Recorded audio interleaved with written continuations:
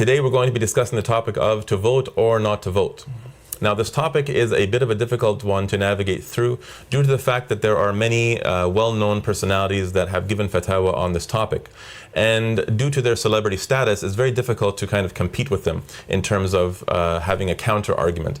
And so what's important for us is when we're discussing these topics is to recognize that that approaching this topic from a celebrity standpoint of celebrity scholar, well, who's your scholar? I have a celebrity scholar. This is something that's unacceptable. To begin the discussion, we need to set the premise of the conversation. If we don't establish a foundation that we all agree on, so we need to agree on this, then then we'll just be running all over the place and each point will pop up and it'll become confusing. So let me ask you a question, and this should set the premise. According to what we know of the Quran and Sunnah, is it permissible for a Muslim to vote for anybody to rule with kufr laws? Is it permissible for you to go and choose somebody, say, I choose you, I want you to become my ruler, and you rule with kufr laws, man-made laws, ignore Allah Azza wa Jal. You're not going to rule with Islam, that's fine. Just, make sure that even though I'm choosing you to rule with kufr, just make sure, you give me some benefit out of this. Make sure you give me some money or help me out a little bit here and there. The obvious answer, we all know what the answer is. It's not just me saying, oh yes, it's haram. And it's not me just saying, I'm convincing you that it's haram. I'm telling you, all the scholars who say that voting is halal agree that it's haram. And the proof of this is I'm going to mention a number of points that they use as their evidences, as their arguments. The very first one is the lesser of two evils. So they use aqall ad-dararain, they use this as a premise to identify why it's permissible to vote. Look at all the fatwa, they mention the lesser of two evils. So why would you mention the lesser of two evils if you're not talking about two haram things? If we were to say, for example, somebody were to ask a fatwa, what should I have for dinner today? Should I have chicken or should I have beef? The third point, which is the grouping of the three topics, is the three topics of minority fiqh, maqasid al-sharia, and al-masalih al-mursala. So minority fiqh says that because you're a minority living in a particular land, Islam gives you exclusions to the rules. So because you're a minority, you can do certain things that you otherwise would not be allowed to. Maqasid al-sharia, which is the objectives of the sharia, when you look at the set of the ahkam of Allah Azza wa Jal, what they aim to achieve in practical application. And therefore, since Islam aims to achieve the protection of life and the protection of wealth and the protection of honor and so on, so therefore voting for the party that's going to at least most likely guarantee those, or at least further the interest of those particular objectives, then we can vote for the less. The fourth category of excuses is the story of Yusuf, which is interesting because historically Yusuf has always been kind of used, actually very regularly. If you look in history, he's been used repeatedly as a premise for making excuses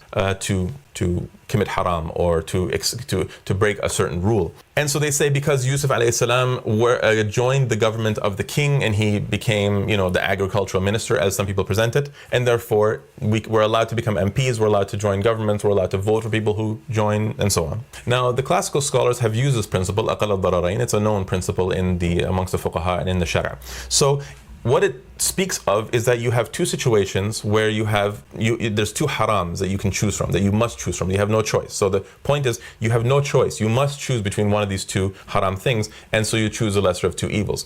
So the example of this is that they use in a classical, kind of like it's a cliche kind of example. There's a man standing on a shoreline, there's a woman who's floating by who's half naked or in a bikini or something like this. And the man has to either go and save her and look at her and touch her, which is haram, or he has to stand watching her and watch her die, which is also haram. You're not allowed to watch a person die if you can go and save her. And he also cannot go and look at her and touch her because that's also haram. But the lesser of two evils is for him to go and save her. Now the point here is he only has two choices. Can you think of a third choice? There are no third choices.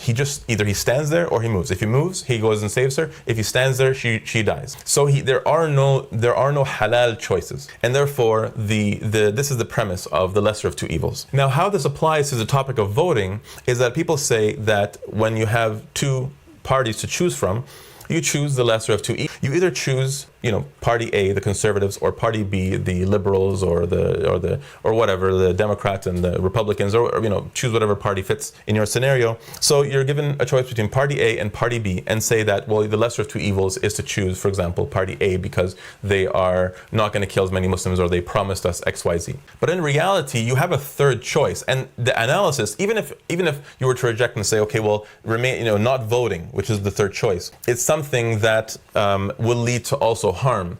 Well, the reality is that at least include it in the scenario that you can vote for party A, vote for party B, or not vote. So to abstain from voting, it's a valid option. So why is it ignored? So the topic of necessity has been generally agreed upon by the scholars to be grounded in a set number of necessities. Essentially, most likely death, most likely torture, and most likely severe illness. That's the general principle, the general basis of necessity.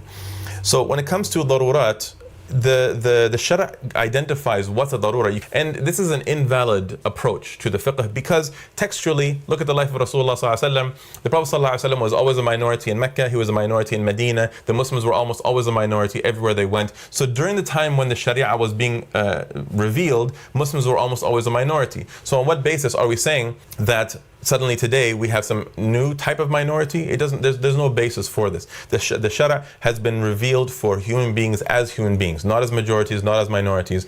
Allah Azza wa Jal has revealed solutions for mankind, for human beings. So in that situation, is it permissible for Muslims, majority or minority, to vote for somebody to implement kufr? What you end up doing is using your own personal objectives, what you perceive as objectives, and you use them. Whereas if you take the text of the Quran and Sunnah and apply it as is, then you find the objectives that the Shara is that Allah Azza wa Jal's wisdom is achieving. The same thing for al-masalih al-mursala, which is the benefits that are achieved through the Shara.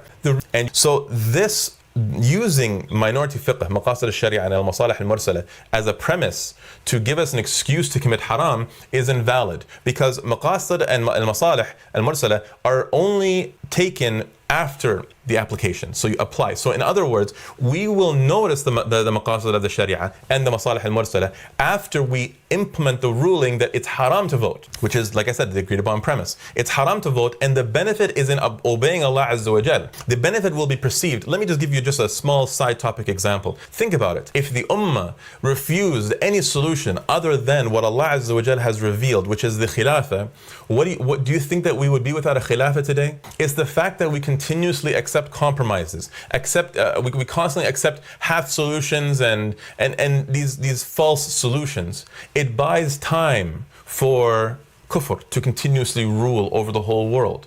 Is it not time that we recognize that the harm, the greater harm, is in not applying the laws of Allah Azza wa Jal, the ahkam of Allah subhanahu wa ta'ala?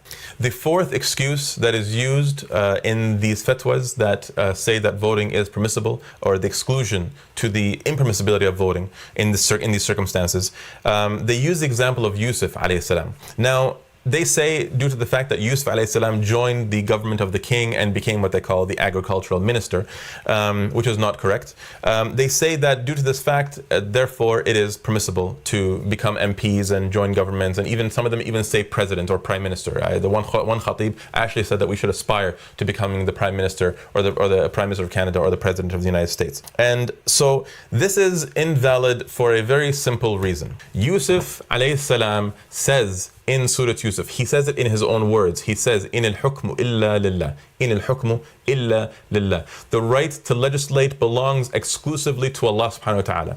So you're voting for somebody to rule with kufr, and using the story of Yusuf as an example, Yusuf alayhi salam told the king that he said to him, "Ij'alni ala khaza'in al-ard." Put me as a person who's in charge of the storage of agriculture or produce.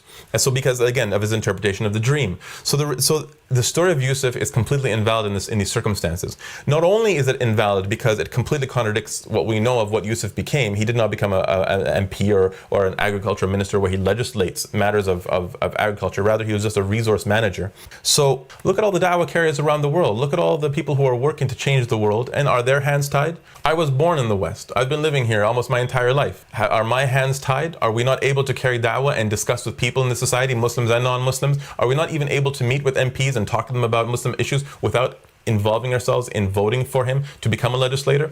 You can voice your concerns, just like Ja'far ibn Abi Talib when he went to Al-Habasha, he voiced his concerns to Al-Najashi. Did they bow when everyone bowed? They didn't bow, even though there was harm that could have come over them. They could have been kicked back to Quraysh, and you know that they would have probably all been executed when they came back to Quraysh. Of them, by the way, a great deal of them are just speakers. They're just, motivational speakers. They're not actually scholars. They're called scholars. They're not scholars. Those who are scholars, so the ones who are motivational speakers are following the scholars and the ulama.